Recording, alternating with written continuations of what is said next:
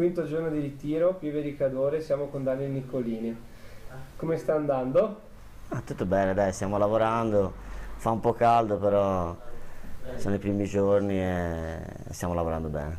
Come sono i carichi di lavoro? Profi, torchia? No, per adesso siamo ancora agli inizi, quindi dobbiamo cominciare veramente a lavorare. È tanti anni che fai il professionista, raccontaci di un ritiro particolarmente duro. Ma il più duro di tutti è stato con la Cisco Roma, come allenatore di Canio, che Martello. penso che abbiamo corso tantissimo. Hai fatto tanti anni di C, quella che adesso chiamano Lega Pro, quindi è un campionato che conosci bene.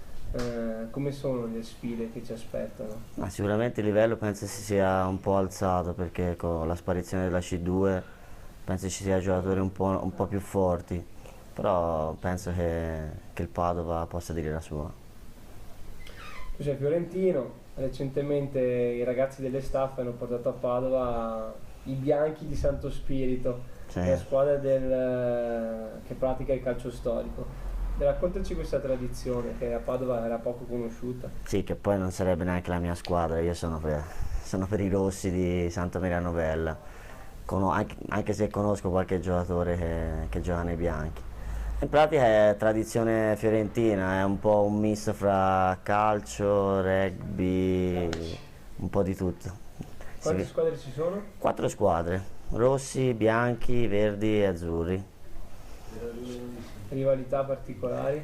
Lì ti giochi comunque il rispetto della città.